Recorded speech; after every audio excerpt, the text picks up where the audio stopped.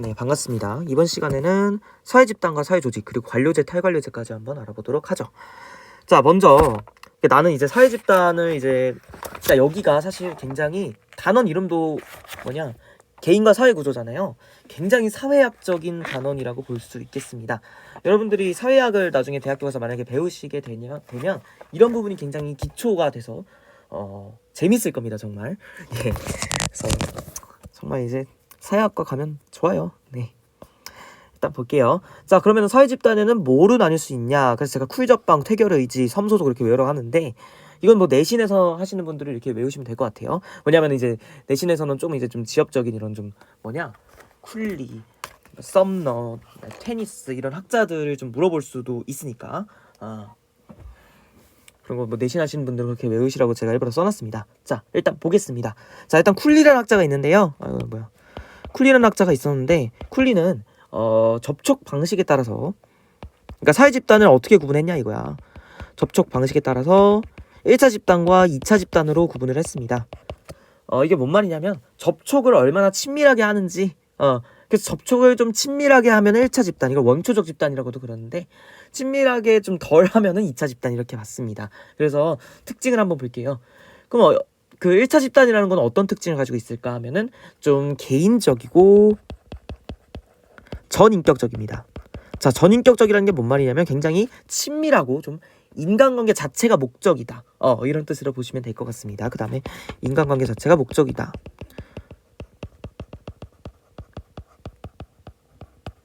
자, 우리 생각을 한번 해봅시다. 가족, 또래 집단. 여러분들 친구들 만나서 놀잖아. 근데 친구들 만나는데 이 얘네들 만나는 거에 어떤 목적을 두고 만납니까, 우리가? 가족이라는 게 뭔가 우리가 뭘 해야겠다라는 목적이 있어요? 없잖아. 그냥 만나는 것 자체가 목적인 거잖아요. 인간관계 자체가 목적인.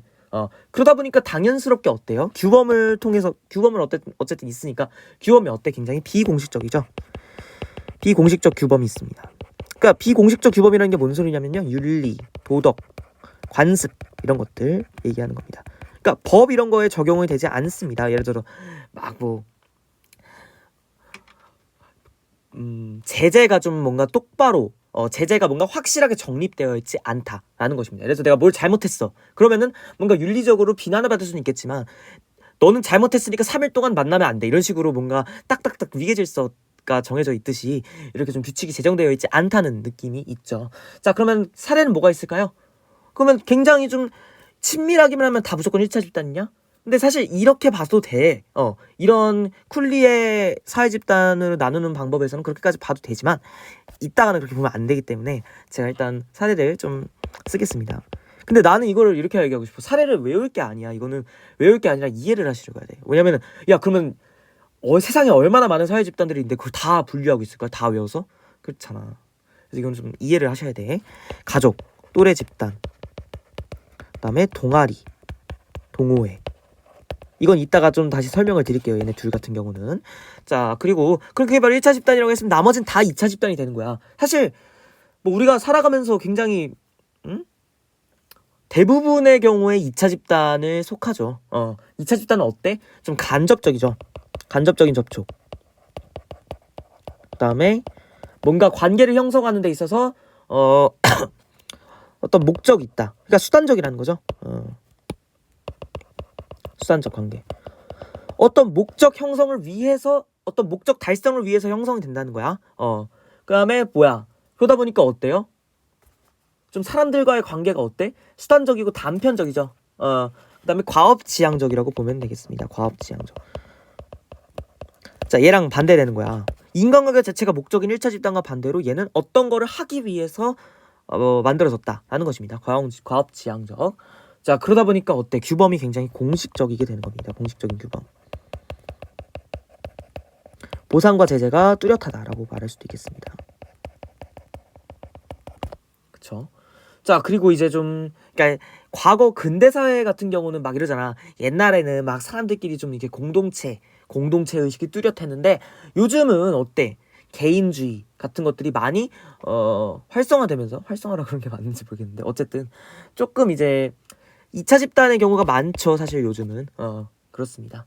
그러면은 사례는 뭐가 있을까요? 뭐 당연히 회사, 학교, 뭐 정당, 시민단체. 사실 막 이럴 거 아니야. 야가 아니라 쌤, 학교에서 막 애들하고 막 같이 놀잖아요. 애들하고 같이 뭐 놀기도 하고 뭐도 하는데 그거 뭐 그렇게 치면은 뭐 전인격적이고 개인적이고 인간관계 자체가 목적일 수도 있으니까 1차 집단 아니에요? 라고 하는데, 애초에 그렇다고 해서 학교 자체가 인간관계 목적으로 형성이 된 그런 사회 집단은 아니잖아요. 그쵸? 학교가 너네 만나라고 만들어 놓은 곳이야? 아니잖아. 일단은 학업과 뭐 학업도 있고 뭐 사회화도 있겠지만 어떤 목적이 있어서 설립이 된 거잖아요. 그래서 교육이라는 목적으로 설립이 된 게 바로 학교이기 때문에 2차 집단으로 보셔야 돼. 그렇죠? 자, 다음은 이제 퇴결 의지라고 제가 적어놨는데요. 이건 뭐냐면요, 우리 테니스라는 학자가 있었어요. 테니스라고도 하죠. 스튜디언 테니스라고 적혀 있더라고요. 어쨌든 테니스라는 학자가 결합 의지에 따라서 사회 집단을 뭘로 나눴다? 공동사회와 이익사회로 나눴다는 거야. 자, 근데 얘는 조금 더 구분하기 쉽습니다. 얘는 조금 확실해요. 왜냐면은 대부분의 경우 이익사회이기 때문에. 자, 볼게요. 자, 공동사회는 본질 의지라는 게 있습니다. 구성원들이. 본질 의지. 그다음 얘는 반대로 선택 의지라는 게 있습니다. 그래서 얘의 특징은, 공동사회의 특징은 뭐가 있냐면 어때? 자연 발생적이다 라는 게 특징입니다. 자, 자연 발생적이라는 게 뭔 말이냐면 어떻게 뭔가 의지라는 게 없어요. 그래서 의지가 본질이야. 선택 의지. 예를 들어서 내가 어디를 들어가야겠다라고 선택을 할 수가 없이 그냥 자동적으로 자연적으로 발생이 된다는 거야. 그쵸? 그래서 얘는 어때? 결합 의지라고 했잖아. 그러니까 얘가 이렇게 나눈 걸 보셔야 돼. 얘는 아까 뭐였어? 접촉. 어떤 식으로 개인적이고 전인격적으로 접촉을 하냐, 아니면은 간접적이고 수단적으로 접촉을 하냐, 이걸로 나눴잖아. 얘는 결합 의지를 보는 거야. 얘는 어떤 결합? 결합 자체가 목적이야. 자, 그럼 어때? 결합 자체가 목적이고 자연 발생적이고 생겨난 거기 때문에 어때? 가입과 탈퇴가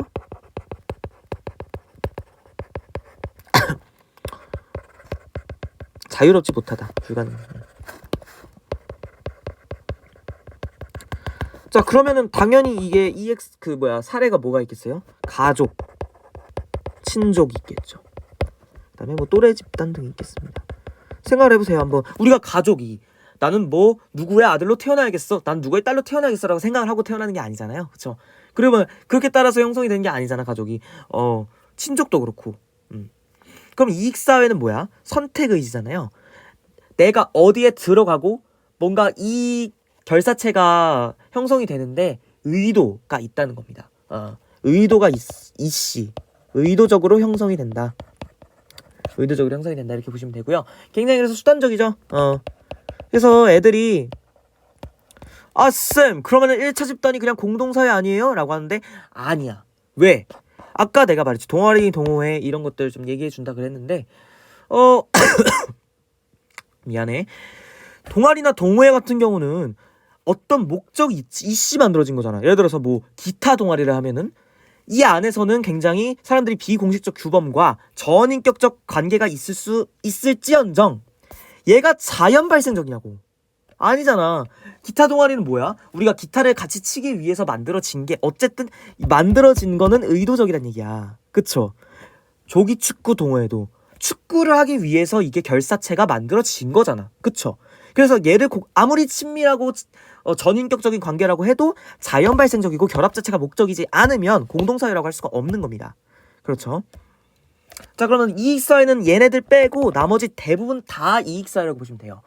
자, 그런데 너네 헷갈리라고 그러니까 얘네 대부분이야. 나머지 헷갈리라고 이런 걸 내. 종친회, 그다음에 뭐 계모임 이런 거 냈는데 쌤, 친족이 무조건 다 공동사회라면서요. 근데 종친회나 계모임은 왜 이익사회라고 하는데, 종친회는 친족 안에서 회라는 게 붙었다는 건 뭐야? 친족 안에서 여기 안에 가입을 할 수 있냐 없냐를 우리가 의도적으로 만드는 거잖아. 그죠? 어떤 친목을 도모하기 위해서든 이거를 만들어낸 목적이 있는 거잖아. 그쵸? 그런데 반해서 친족은 생성이 되는 거잖아, 그냥 자연적으로. 그치? 자, 정리를 해드리자면 1차 집단이랑 공동사회랑 바로 다른 점은 얘네는 어떤 목적이 있을 수도 있고 없을 수도 있는 거야. 그치만 공동사회는 목적이 결합 자체가 그냥 목적인 거야. 그쵸? 아무리 친목을 도모하기 위해서 만들어진 거라면 이익사회가 되는 거야. 이해되시죠? 예, 그렇게 되겠습니다. 자, 그러면 이제 소속감에 따른 분류해서 썸너라는 학자가 내집단과 외집단을 으로 나눴습니다. 그래서 내가 아까 육감 빼먹었다. 모든 1차 집단은 뭐라는 거야? 모든 공동사회는 1차 집단에 속합니다. 그치만 역은 성립하지 않아요. 모든 1차 집단이 공동사회에 속하냐? 아닙니다. 그렇죠. 왜? 너무 당연한 얘기잖아. 이렇게 자연 발생적인 결합 자체가 목적이면은 인간관계 자체가 어때? 접촉 방식이 굉장히 비공식적이고 전인격적이고 개인적일 수밖에 없는 거잖아. 그쵸. 공동사회, 모든 공동사회는 1차 집단이다. 이걸 알아두시면 될 것 같습니다. 자, 섬소속 다시 얘기해볼게요. 썸너라는 학자가 내 소속감에 따라서 내집단과 외집단으로 분류를 했다라는 것인데, 그거에 대해서 얘기를 한번 해볼게요. 자, 내집단은 어떻게 좀 얘기를 하는 게 좋냐면, 내집단은 우리 집단라는, 그러니까 이렇게 하자. 내집단으로 정의 내리기 위해서는 두 가지가 성립을 해야 됩니다. 일단 내가 속해 있어야 돼요. 그리고 좀 소속감. 그러니까 소속감이라는 게 뭐냐면 공동체 의식을 말하는 거야. 그래서 아까 우리라 그랬잖아. 우리 집단이라고 얘기를 할 수 있느냐. 얘가 그래서 사실 좋아하냐 싫어하냐 문제가 아니에요. 내 집단과 외 집단을 나누는 데는 어떤 감정적인 좋아하냐 싫어하냐에 그걸로 인해서 분류가 되는 게 아니야. 공동체로 느끼냐 안 느끼냐 그걸로 나뉘는 거야. 이해가 되시죠? 자, 그런데 내가 속해 있지만 나는 별로 소속감이 없어. 그냥 나는 나고 얘네는 얘네야 라고 생각이 든다면 그럼 왜 집단일까? 아니야. 그거는 그냥 소속 집단인 거야. 내 집단이 아닌 소속 집단인 거야. 그쵸? 그래서 뭐 외 집단은 그럼 뭐겠어요? 외 집단은 소속이 돼 있으면 안 돼. 일단 그 다음에 그들 집단이라고 하죠. 그들 집단. 좀 이질감과 좀 이렇게 좀 심각하게 들어가면은 적대감까지 느껴야 돼요. 그러니까 아무 생각이 안 드는 거는 그냥 외 집단도 아니고 내 집단도 아니고 소속 집단도 아닌 거야. 예를 들어서 내가 그냥 뭐 아무것도 모르는 내가 아무 속해 있지도 않은 예를 들어서 내가 이름이 강원고등학교라는 게 강원도에 있겠지만 그냥 쳐봅시다. 나는 서울에 살고요. 강원고등학교 학생은 아무도 모릅니다. 자, 그럼 얘는 뭐가 돼? 내 집단도 아니고 외 집단도 아니고 소속 집단도 아닌 게 되는 거죠. 얘를 외 집단이라고 많이들 착각을 하시는데요. 외 집단이 되려면 소속하지 않아야 되고요. 이질감과 적대감, 그러니까 그들이라고 느낄 정도의 어떤 이질감과 적대감을 가져야 합니다. 그래서 얘네들을 우리 집단과 비교를 하고 좀 적대를 하고 경쟁을 하는 그런 관계에서 외 집단이라는 말이 생깁니다. 자, 그러면은 이거 한번 물어볼게. 내가 1학년 7반이라고 합시다. 자, 그런데 1학년 8반이 있어요. 자, 우리가 보통 체육 시간에 얘네랑 축구를 해. 반대양으로다가. 그럴 경우에는 1학년 8반이 우리한테는 뭐가 돼?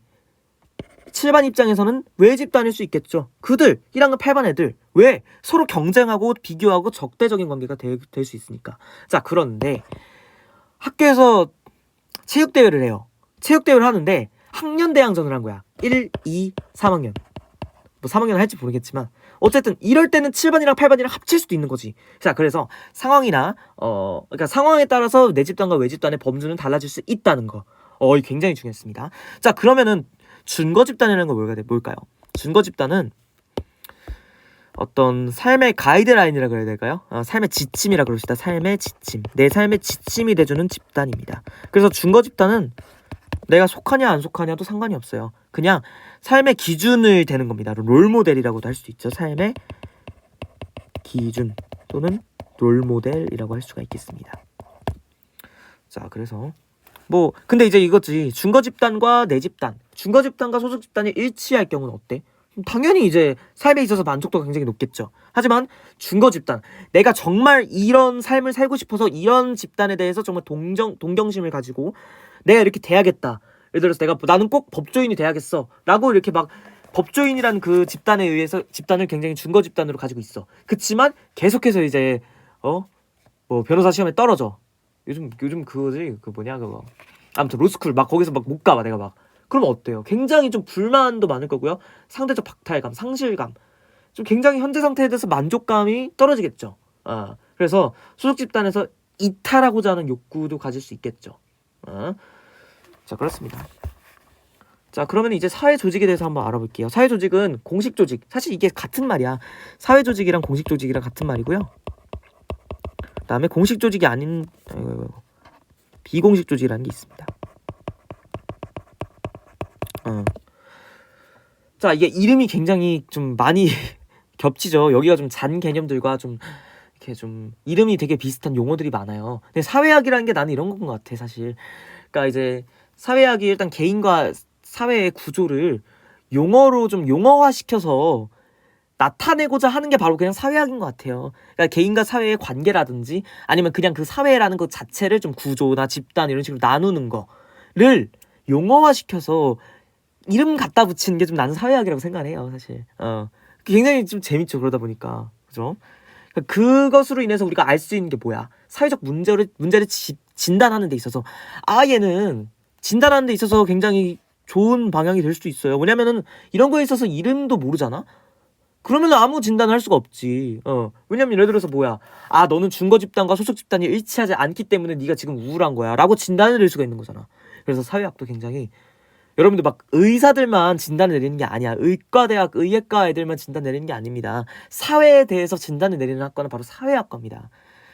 사회학과 가라는 게 아니야. 사회학을 배우는 사람들이 정말 사회에 대해서 정말 어떻게 보면은 잘 알기 때문에 이를 사회 문제를 좀 사회 병리적인 문제들이나 여러 가지 뭐 갈등들을 봉합하는데 좀 도움이 되겠죠.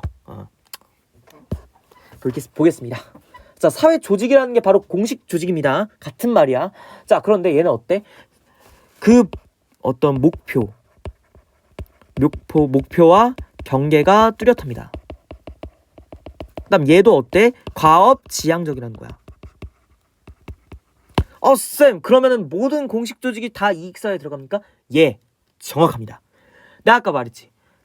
아까 그 누구야? 그 테니스의 분류에 따르면 이익사회가 굉장히 포괄적이기 때문에 제가 이따가 벤 다이어그램도 한번 그려 드릴 텐데 모든 공식 조직은 이익사회에 모두 들어갑니다.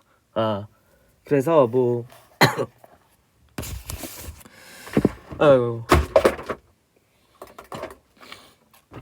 어떤 과업을 수행하기 위해서 과업 수행하기 위해서 모인 거야. 그래서 그 안에 있어서 지위와 역할 구분이 뚜렷하고요. 그다음에 공식적으로 규범과 절차가 제정되어 있다라고 보시면 되겠습니다. 그리고 굉장히 과업지향적이고 수단적입니다. 이게 겹치는 게 굉장히 많아. 그러면은 비공식 조직이라는 건 뭐냐? 비공식 조직은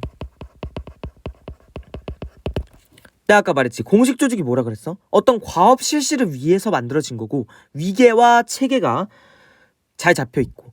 그래서 이 공식 조직을 이어가기 위한 방법이 관료제와 탈관료제예요. 이따가 설명할. 그죠? 자, 그래서 비공식 조직은 뭐냐면요.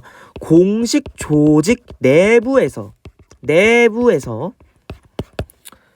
그 왜 만들어지는 거야? 어떤 자아를 실현한다거나 친밀한 인간관계를 형성하기 위해서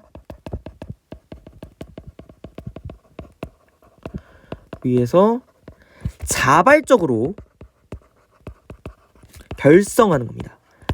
쌤, 그러면 이따가 나올 자발적 결사체에는 모든 비공식 조직이 들어가겠군요. 정답입니다. 자, 벤 다이어그램을 이따가 그려드릴게요. 자, 그러면은 일단 비공식 조직부터 얘기를 해줄게. 비공식 조직의 순기능 뭐가 있겠어요? 당연히 뭐 이제 사기 증진이 될 수가 있겠고 공식 조직이 내가 아까 말했잖아. 너무 이렇게 좀 공식적 규범과 절차, 과업 지향 이런 게 너무 세다 보면은 좀 긴장이 되고 좀 좀 막 그럴 수가 있어. 막 긴장되고 너무 빡빡할 수가 있잖아. 그런 거를 조금 이거 완화하기 위해서 조금 공식 조직이 그가 완화하고 좀 친밀해지면 훨씬 더 과업을 지향하는 데 있어서 굉장히 도움이 되겠죠. 그래서 공식 조직의 효율성을 높이는 데 기여할 수 있다는 게 바로 순기능이 되겠습니다. 그럼 반대로 역기능은 뭐야? 너무 이렇게 설쳐되면 안 된다는 거야. 자, 봐봐. 비공식 조직에서 너무 이렇게 좀 그것만 너무 집중을 하게 되면은 오히려 어때요? 사적인 인간관계를 우선시한다는 거죠. 그렇게 되면 어때? 파벌이나 개파 같은 게 형성될 수 있죠. 나는 그 부장님 라인이야. 아 나는 그 뭐야 최 팀장 라인이야 이런 식으로 어떤 파벌이 형성이 되게 되면은 어때? 그러면 굉장히 이제 공식 조직의 효율성이 낮아지겠죠. 너는 내 라인이니까 넌 내가 챙겨주고 너는 내 라인 아니니까 꺼져 이렇게 되는 거잖아. 그래서 굉장히 문제점이 될 수가 있다는 점 역기능으로 알아두시면 될 것 같습니다. 자 그러면은 자발적 결사체에 대해서 한번 얘기를 해볼 건데요. 얘가 좀 더 포괄적인 개념이에요. 자 자발적 결사체는요. 일단은 공동의 관심사나 목표를 가진 사람들이 자발적으로 결성하는 집단이 되겠습니다. 자, 쌤 그러면은 자발적 결사체는 이익사회겠네요? 당연하지. 왜? 어떤 목표나 관심사가 있잖아. 그쵸? 그래서 이익사회 안에 자발적 결사체가 있고요. 자발적 결사체 안에 비공식 조직이 있습니다. 쌤 근데 비공식 조직 공식 조직 내부에서 결성하는 거라며? 그런데 이런 방식으로 벤 다이어그램을 그리게 되면 이렇게 그리는 게 맞지. 왜? 나는 뭘 얘기하고 싶은 거야? 모든 비공식 조직은 모두 자발적 결사체에 해당한다를 얘기하고 싶은 거야. 그래서 이렇게 그린 거죠. 자, 다시 한번 정리를 해볼게요. 우리가 비공식 조직은 뭐가 있겠어? 예를 들어서 사내 뭐 조기축구회 아니야 사내 뭐 자동차 동호회? 아니 말이 안 되는데. 사내 동호회라고 합시다. 사내에서 자동차 동호회 좀 이상하긴 한데. 아니 뭐 그럴 수 있죠. 사내 동호회가 있다고 쳐요. 그러면 회사라는 어떤 공식 조직 안에서 형성이 된 동호회이기 때문에 회사라는 공식적 조직 안에서 형성된 자발적 결사체이기 때문에 얘는 비공식 조직에 해당하는 겁니다. 그렇지만 강남구 조기축구회 이런 건 어때? 강남구 조기축구회는 강남구가 우리 공식 조직이야? 아니잖아. 얘는 그냥 지역이잖아요. 그냥 얘는 자발적 결사체에만 해당하는 겁니다. 아시겠죠? 자 그래서 자발적 결사체 얘기했지? 얘기 안 했나? 얘기 안 했구나. 자 이걸 얘기 안 했네. 내가 흥분해가지고 흥분하면 제가 막 이렇게 막 뛰어놓고 막 그래요 가끔. 예. 자발적 결사체 안에는 1차 집단의 비중이 높은 그런 집단도 있고요. 2차 집단의 성격이 강한 집단도 있습니다. 이게 바로 친목 집단이 되겠고요. 얘는 이익 집단과 시민단체가 있겠습니다. 자, 이거 이익 집단과 시민단체 할 때 이익 집단이랑 이익 사회랑 헷갈리시면 안 돼요. 이거 정치화법 하는 학생들은 굉장히 편할 거야. 왜냐면 그게 애초에 나오거든. 정치화법에서는 이익 집단, 시민단체, 정당 이렇게 나오거든. 어쨌든 이익 집단은 뭐냐면요. 자신들 어떤 어떤 사회에 있어서 내 사회 안에 속한 사람들을 특수한 목적을 위해서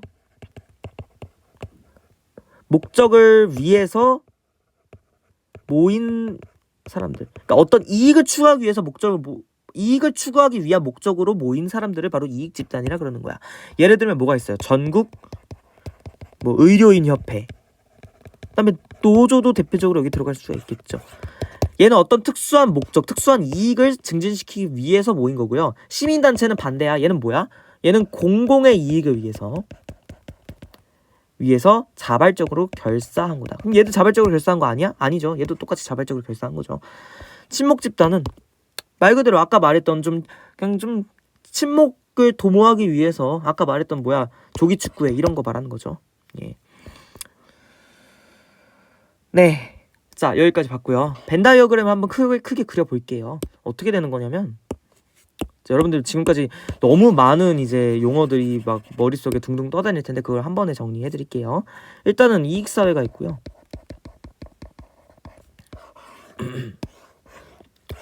공동사회가 있겠죠.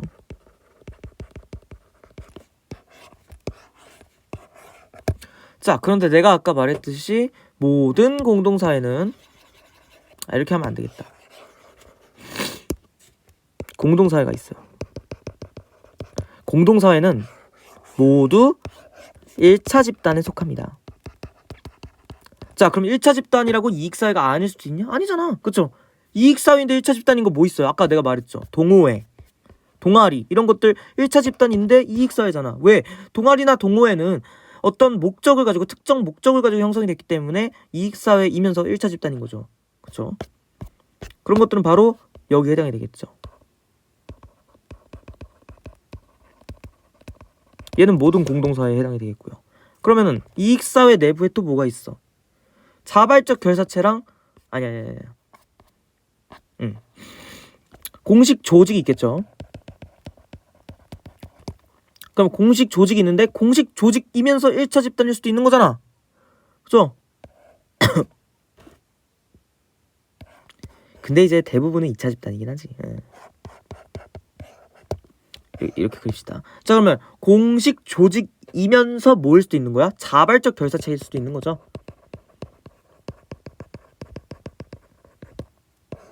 그럼 자발적 결사체 내부에는 뭐가 있다 그랬어? 비공식 조직이 있다 그랬어. 이렇게 보시면 될 것 같습니다. 내가 뭐라 했냐 지금. 2차 집단, 1차 집단 아닌 거 다 2차 집단이죠. 그렇게 보시면 될 것 같아요. 네, 이렇게 정리가 되겠고요. 이제 관료제와 탈관료제를 한번 보도록 하겠습니다. 내가 아까 말했던 사회 조직을 어떻게 이끌어가냐 그 방법에 대해서 설명을 해주는 게 관료제와 탈관료제입니다. 자, 그러면은 관료제는 일단 뭘까? 관료제는 말 그대로 그냥 좀 관료가 무서워하잖아. 관료가 행패를 부린다 이런 말 있죠. 그래서 좀 어떤 굉장히 수직적인 위계서열이라고 그럽니다. 위계서열 구조와 분업체계 등에 기초하여 업무를 수행하기 위한 조직 형태가 되겠습니다. 자, 그러면 얘는 어때? 좀 근대 산업화 이후에 좀 대규모화된 이런 조직에 의해서 효율적이고 안정적으로 좀 이렇게 일을 하기 위해서 만들어진 거죠. 자, 그러면은 탈관료제는 뭐 효율성을 추구 안 합니까? 아니에요. 이따 얘기해 드릴게.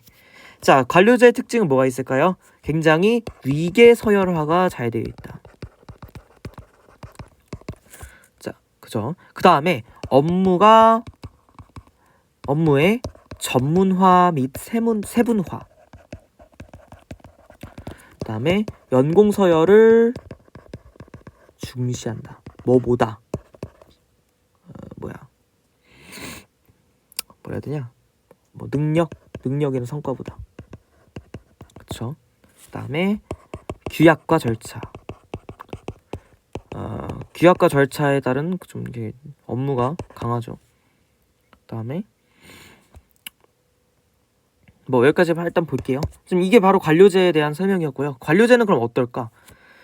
얘네는 일단 수직적으로 위계서열 구조를 가지고 있고 좀 규범도 굉장히 빡세고 공식적이기 때문에 조금 이제 그러니까 이렇게 표현하자면 좀 그런가? 좀 빡세요. 빡세라는 게 뭔 말이냐면 좀 이제 경직되어 있다고 보면 될 것 같아요. 경직되어 있고요. 자, 그렇지만 효율성을 최대로 추구하기 위해서 만들어진 게 바로 관료제야. 대규모의 업무를 좀 효율적으로 처리하기 위해서 만들어진 게 관료제라는 거죠. 그래서 업무 담당자가 어떤 능력을 가지고 있든 어떤 성과를 가지고 있든 그것보다는 얼마나 더 많이 근무했는가 경력을 더 중시를 하게 되는 거죠.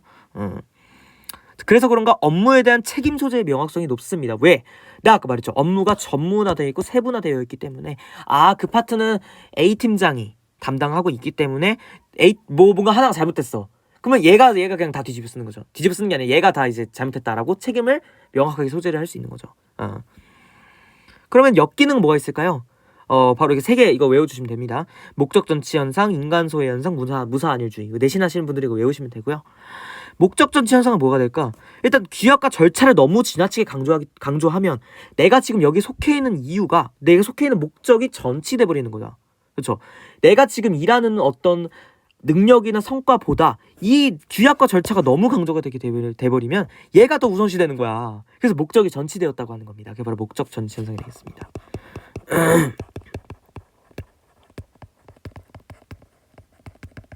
그 다음에 두 번째는 인간 소외가 있습니다. 인간 소외.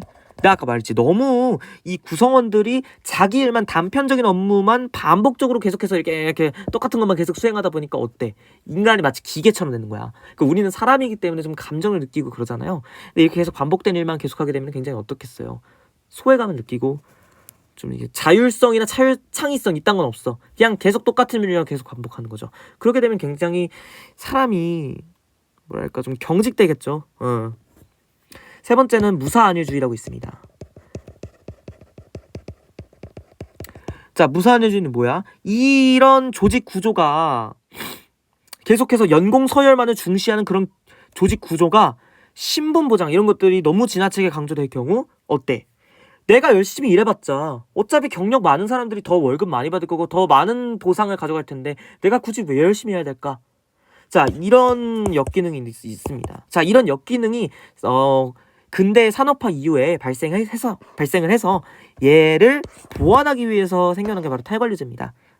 현대 들어서 정보화 세계화가 많이 진행됐죠. 그래서 과학기술의 발달로 인해서 어떤 새로운 구조를 갖는 어떤 조직 형태들이 등장이 가능해진 거죠. 그래서 얘네 특징을 보게 되면 얘랑 반대되는 겁니다. 얘는 수직적이었죠. 관료제는 수직적이었는데 얘는 어때? 수평적 조직 체계를 가지고 있습니다. 그 다음에 얘는 좀 경직되어 있었죠. 경직되니까 유연합니다. 유연한 조직 구조. 그리고 연공 서열보다는 능력과 성과에 따른 어떤 보상 체계를 가지고 있다. 자, 그러다 보니까 얘는 어때?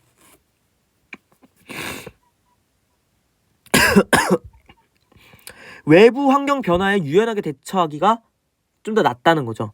야, 그 관료제는 외부 환경의 변화에 유연하게 대처하기가 곤란하죠. 왜? 뭔가 너무나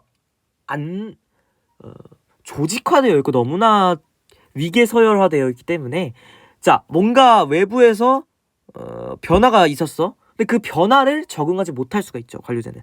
그렇지만 탈관료제는 어때? 굉장히 오픈되어 있고 열려 있고요. 유연하기 때문에 좀 수평적이고 그렇기 때문에 어떤 외부의 환경 변화에도 유연하게 대처하기가 좋죠. 유연한 조직 구조를 가지고 있기 때문에. 자, 그리고 그 관료제의 특징을 보시면요. 뭐가 있냐면 중간관리층이 굉장히 높다는 거 볼 수가 있어요. 효율적인 어떤 조직 구조를 위해서 중간관리층을 많이 두는 거야. 그쵸? 근데 얘는 어때? 중간관리층이 적어요. 유연하게 하기 위해서 가장 중요한 게 뭐냐면요. 어때야 돼? 어떤 의사 결정 단계가 좀 축소돼야겠죠. 왜냐면 봐봐. 계속해서 결제를 올려요. 위로 계속 결제를 올려. 그 중간 관리층이 너무 많게 되면 그게 너무 의사 결정을 하는데 오래 걸리기 때문에 그 과정을 축소해 버렸습니다. 그래서 의사 결정 과정이 굉장히 많다는 거고 얘는 축소가 됐다는 거죠. 그래서 그다음에 둘 다 공통점이 있다면 효율성을 추구하는 건 맞습니다. 둘 다 효율성을 추구하는 관료제, 탈관료제인 거는 맞습니다. 예. 여기까지 하겠고요. 이제 문제풀이를 한번 해보도록 하겠습니다. 자, 2021학년도 수능에 출제되었던 19번 문제가 되겠습니다. 자, 갑은 평일에는 직장의 노동조합 모임이나 사내탁구 동호회에서 주말에는 가족 행사가 없으면 주로 대학교 졸업 후 참여했던 조기축구회나 유기군 관련 시민단체에 참여 활동한다. 그죠? 이렇게 얘기 나와 있는데 지금 보시면 뭐를 기준으로 굉장히 많이 나눠놨어요. 볼게요. 근데 지금 봐봐. 디귿, 즉 가족만 혼자 뒤에 떨어져 있죠. 나 아까 말했지. 얘네들 거의 대부분 가족과 친족을 제외하고는 다 뭐라 그랬어? 이익사회라 그랬지. 얘는 그럼 뭐가 되겠어? 공동사회가 되겠죠. 그럼 디귿을 제외한 그느르무브가 다 속한 거는 이익사회가 되겠죠. 자, 그 다음에 노동조합, 그르브 일단 A를 볼게요. 노동조합, 그 다음에 대학교, 시민단체. 얘네 특징이 뭐야? 어떤 과업지향적이고 어떤 목적에 있어서 형성이 되었기 때문에 얘는 뭐라는 거야? 공식 조직이야. 공식이라 쓸게요. 근데 막 이제 애들이 이름이 되게 많잖아. 우리가 저번 시간에 했던 것도 그렇고 막 공식적 사회화 기관이랑 공식 조직이랑 헷갈리기도 하고 그러면 안 돼. 그거는 너네들이 잘 정리를 해주셔야 돼요. 자, 그러면 C는 뭐가 되겠어요? 나머지 하나밖에 없네. 자발적 결사체가 되겠죠. 그럼 자발적 결사체를 한번 찾아보자고요. 노동조합 자발적 결사체 맞죠? 사내탁구 동호회 맞잖아. 가족 가족이 자발적 결사체 아니잖아. 그쵸? 대학교도 아니고요. 조기축구회 맞죠? 시민단체 맞죠? 가는 그는 맞죠? 이유. 자, 가나다라 마바 중 비공식 조직의 개수는 2개이다. 자, 비공식 조직 아까 뭐라 그랬어? 공식 조직 내부에서 자발적으로 형성되는 결사체. 뭐를 위해서? 친목이나 뭐야 유연하게 하기 위해서 결성하는 거 하라 그랬는데, 노동조합이 사실 사내 노동조합이라 그래가지고 쌤 이거 회사 안에서 노동조합이 자발적으로 결성되는 거면 얘 비공식 조직 아닌가요? 라고 하는데 아닙니다. 왜냐하면 노동조합은 너무나 공식 조직적인 측면이 있기 때문이죠. 왜? 굉장히 과업지향적이고요. 그 안에서 어떤 좀 위계화도 굉장히 많이 돼 있고, 그렇기 때문에 노동조합은 공식 조직으로 봐주셔야 돼요. 그래서 비공식 조직의 개수는 하나밖에 없네. 사내타코 동호회. 틀렸죠. A는 공식 조직, B는 이익사회다. 맞지? 정답 3번 되겠고요. C는 D와 달리 집단의 결합 자체가 집단 형성의 목적이다. 자, 자발적 결사체는 뭐야? 공동사회와 달리 결합 자체가 집단 형성의 목적이다. 아니지. 결합 자체가 목적인 거는 뭐가 되겠어? 공동사회가 되겠죠. 오히려 D가 되겠지. 달리 같은. 자, 얘는 벤 다이어그램이 이렇게 출제가 됐는데요. 자, A와 B는 각각 비공식 조직, 이익사회 중 하나이다. 자, 내가 말했죠. 모든 비공식 조직은 다 자발적 결사체에 해당한다 그랬잖아. 그럼 B가 바로 비공식 조직이 되겠고요. A는 그럼 뭐가 되겠어? 이익사회가 될 텐데, 야, 그럼 이렇게 되겠지. 그치? 이익사회가 가장 포괄적인 개념이고, 그 안에 자발적 결사체, 그 안에 비공식 조직이 있다는 거야. 그렇죠? A는 이익사회는 비공식적 체제가 지배적이다. 아니지. 이렇게 말하면 안 되는 거죠. B는 뭐야? 비공식 조직은 형식적 수단적 인간관계가 지배적이다. 아니지. 이익사회는 자발적 결사체와 달리 가입과 탈퇴가 자유롭다. 아니죠. 야, 가입과 탈퇴가 그러니까 지금 자발적 결사체 그럼 아니야? 자발적 결사체가 오히려 더 가입과 탈퇴가 자유롭죠. 달리가 틀렸죠. 이익사회는 비공식 조직과 달리 선택 의지에 의해서 인위적으로 형성된 집단이다. 그럼 얘는 아니야? 애초에 비공식 조직은 이익사회라니까? 이 안에 있는 거라니까. 그쵸? A의 사료는 학교를, B의 사료는 사내동료라서. 그쵸? 사내, 회사라는 공식 조직 내부에서 소속된, 자발적으로 결사된 조직이니까 비공식 조직은 맞습니다. 뭐 학교는 당연히 맞겠죠, 이익사회가. 자, 이제 볼 유형은요, 이 문제 유형들이 정말 조금 더럽고 여러분들이 굉장히 많이 틀리는 그런 유형입니다. 개수세기형 문제가 되겠는데요. 아마 239모인가 239인가 그때 처음 등장을 했을 거예요. 그래서 그 이후에 계속해서 나오다가 2호 695에는 안 나왔어요. 작년 695에는 안 나와가지고 이제 다른 거 나올려나 보다 했는데 수능 때 딱 나와서 정답률이 33%. 즉 뭐야? 3분의 1이라는 거야. 3분의 2가 이 문제를 틀렸어요. 이 4번 문제를. 그렇죠. 그래서 이 유형에 대해서 한번 알아보도록 하죠. 그러니까 얘를 하려면 뭐를 해야 되냐면 일단 여기 나와 있는 어떤 사회 집단, 사회 조직들을 다 체크를 해주셔야 돼. 그 다음에 갑을병이 지 얘기만 하는 게 아니야. 딴 사람 얘기도 하기 때문에 얘네가 어디 속해 있고 누구랑 같이 속해 있고 어디에 속해 있는지를 따로 이렇게 갑을병 나눠서 정리를 해주셔야 돼요. 그와 동시에 얘네가 말하는 거 모두 다 체킹을 해주셔야 돼. 이런 식으로 이렇게. 그럼 바로 들어가 볼게요. 형광펜이구나. 형광펜이 좀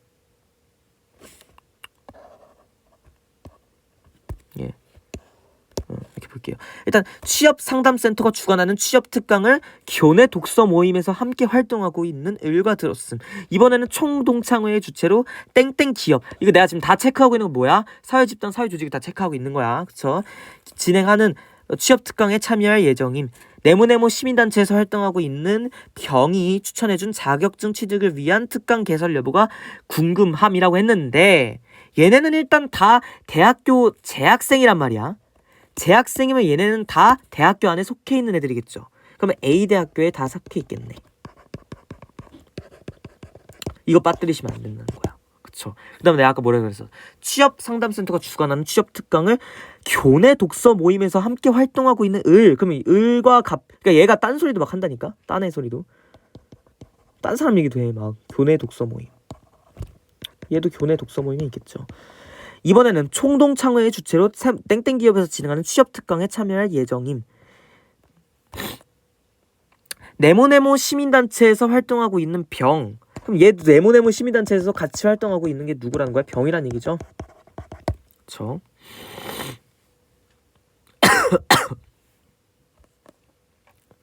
자, 그러면 보겠습니다.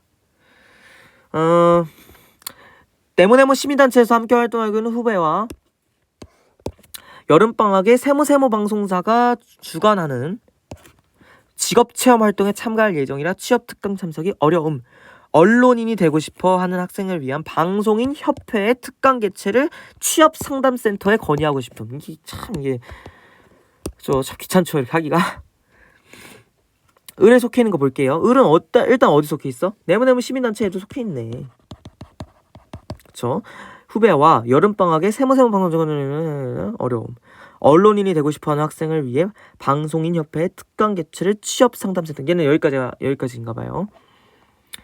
고등학교 선배가 고등학교도 얘는 뭐야? 2차적 뭐야? 공식 조직이잖아, 그죠? 일단 공식 조직이고요.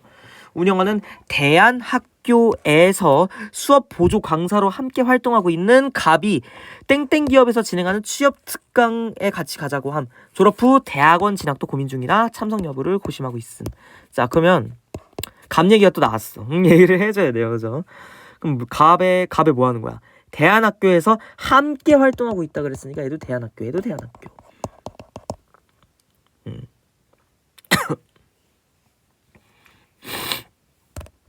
됐죠? 자, 그러면은 이제 한번 뭐 다 분류를 한 것 같으니까 한번 해보겠습니다. 갑이 작성한 내용에 나타난 공식 조직의 개수는 을이 작성한 내용에 나타난 2차적 사회기관의 개수보다 많다. 갑이 작성한 내용에 나타난 공식 조직 뭐 있어요? 공식 조직 취업 상담센터 공식 조직 맞죠? 교내 독서 모임 얘는 뭐야? 교대 학교라는 공식 조직 내부에서 결성한 자발적 교사체니까 비공식이 되겠죠? 틀렸습니다. 총동창회의 주체로 맞죠? 땡땡기업 맞지? 네모네모 시민단체 얘 공식 조직일까요? 예, 맞습니다. 총 4개가 되겠죠. 을이 작성한 내용에 나타나는 2차적 사회기관 2차적 사회기관은 솔직히 말해서 뭐 거의 다겠죠. 뭐 1차적 사회기관이 아니지. 얘네는 시민단체, 방송사, 상담센터, 방송인협회 4개 똑같죠? 많다 틀렸습니다. 을이 작성한 내용에 나타난 자발적 결사체의 개수는 잠깐만. 아이 참.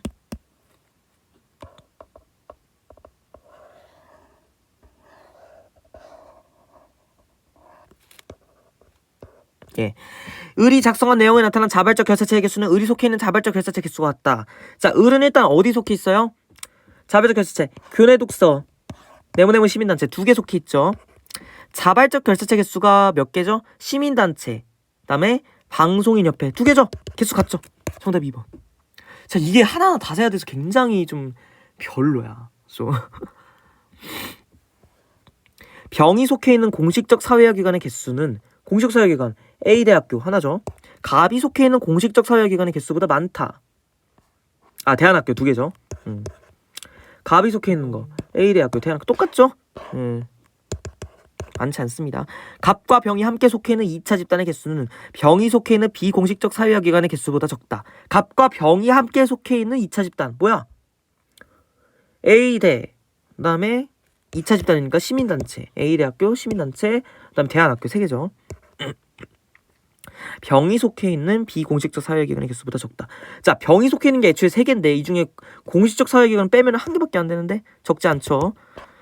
갑과 을이 함께 속해 있는 비공식 조직은 없지만 갑과 을이 함께 있는 비공식 조직이 여기 있죠. 교내 독서. 벌써 틀렸네. 을과 병이 함께 속해 있는 이익사연이 있다. 당연한 거고. 정답 2번 되겠습니다. 자, 이게 바로 2사 9월 모의고사에 나왔던 문제였고요. 자, 이것과 아주 비슷한 문제가 올해 수능의 4번 문제로 나왔죠. 하나하나 다 살펴보셔야 돼요. 땡땡 신문사 탐사 보도 공모전에 입상한 네모네모 동아리를 만나보겠습니다. 세 분이 어떻게 함께하게 되었나요? 라고 했는데 일단 얘네 그럼 뭐야? 갑을병은 얘기하지 않아도 다 네모네모 동아리에 속해 있다고 볼 수가 있죠. 별별대학교 내 영화 제작 동아리 회원으로 저와 함께 활동하고 있는 병이 취업 준비를 위해 네모네모 동아리를 만들었습니다. 인권단체 회원으로 함께 활동 중인 을에게 제가 제안을 합류하게 되었습니다. 공모전에 참여하면서 느낀 점이나 공모전 준비 도움을 하세요.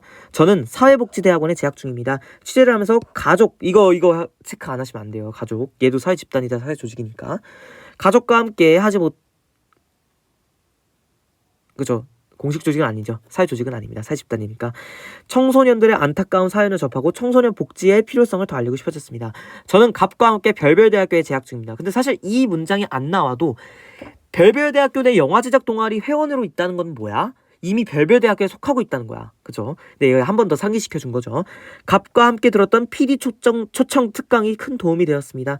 입상을 계기로 셋이 네모네모 동아리 활동을 더 열심히 하려고 합니다. 자, 그러면은 얘네가 자꾸 딴 사람 얘기도 같이 했단 말이야. 그래서 그것도 다 적어 주셔야 돼요. 갑, 을, 병. 자, 일단 갑은 어디 속해 있어? 별별대학교에 속해 있겠죠. 병도 마찬가지고요. 그런데 함께 활동하고 있는 병이 어디야? 별별대 영화 제작 동아리. 얘는 비공식 조직이겠죠. 그 다음에 네모네모 동아리 다 속해 있는 거겠죠. 그렇죠. 얘기 안 해도 이건 알 수 있는 거죠. 인권단체 회원으로 함께 활동 중인. 인권단체 회원으로 을과 함께 활동 중이래요. 인권단체 회원. 자, 을은 사회복지대학원에 있다는 거죠. 그 다음에 가족과 함께 그 다음에 별별대학교에 재학 중입니다. 갑과 함께 들었던 PD 촉수가 됐습니다. 예, 이렇게 되겠습니다. 자, 다 봤고요. 갑과 병 모두 비공식 조직에 속해 있다. 예, 그렇죠. 어디? 영화 제작 동아리. 비공식 조직 맞죠? 을과 병이 속한 2차적 사회기관은 각각 한 개이다. 자, 1차적 사회기관에는 애초에 얘네가 속하 있지 않지. 1차적 사회기관은 뭐야? 막 얘는 막 애기들 막 다루고 있는데 들어가 있는 거 아니잖아요. 2차적 사회기관은 계속 각각 한 개다. 틀렸지. 2차적 사회기관 다잖아. 얘네 다. 3개겠죠. 한 개가 아니라. 자료 전체에 적혀있는 사회집단에서 자발적 결사체가 아니면서 비공식적 사회기관인 것은 2개이다. 자, 봐봐. 비공식적 사회기관이라는 건 뭐야? 대학교는 일단 아니라는 거야. 그쵸? 대학원도 아니라는 거죠. 그러면서 자발적 결사체가 아닌 거. 신문사. 동아리는 절대 아니겠고요. 자발적 결사체니까. 인권단체도 자발적이겠죠. 얘도 자발적이고 얘는 자발적이고 뭐밖에 없어요. 가족. 2개죠. 맞죠? 기억지그 정답 3번. 이렇습니다. 그러니까 이걸 하나하나 다 살펴보셔야 되는 게 좀 짜증납니다. 문제가. 그죠? 자, 이제 사회집단 사회조직 끝났고요. 이제 관료제 보도록 하겠습니다. 왜 이렇게 두꺼운 거 같지 내가? 너희들이 다니는 회사 중에 어디로 이직할지 고민 중이야. 병이 다니는 회사는 업무 처리 절차나 규칙에 문서로 정해져 있어서 자신의 할 일이 명확하고 주어진 업무만 수행하면 시간이 갈수록 급여가 높아져서 참 좋아 보여. 즉 얘는 뭐야? 연공 서열을 중시를 하고 업무 처리 절차나 규칙이 좀 서열화 체계화되어 있다라는 건 뭐야? 관료제라는 얘기죠. 근데 이게 을이 아니라 을이 얘기하는 병이 다니는 회사의 특징이라는 거겠죠. 병 뭐야? 관료제겠죠. 병이 얘기합니다. 나는 을이 다니는 회사가 업적과 가봤겠네. 업적과 성과에 따라 연봉이 결정되고 업무 처리 절차부터는 구성원의 자율성과 창의성. 얘는 탈관료제겠죠. 을이 다니는 회사, 병이 다니는 회사를 얘기하는 겁니다. 을이 다니는 회사는 A의 특성이, 병이 다니는 회사는 B의 특성이 강하게 나타나는구나. 그럼 뭐야? 탈관료제는 관료제에 비해 업무 수행의 안정성을 확보하기가 용이하다. 탈관료제가 업무 수행 안정성? A는 B에 비해 외부 환경 변화에 대한 유연한 대처가 용이하다. 탈관료제가 당연히 유연하다 그랬죠. 관료제는 탈관료제에 비해 목적 전치 현상이 나타날 가능성이 높겠죠. 틀렸죠. A는 의사결정의 분과나 업무 수행의 분업화가 강조돼. 너무 맞잖아. 그래서 4번이 되겠습니다.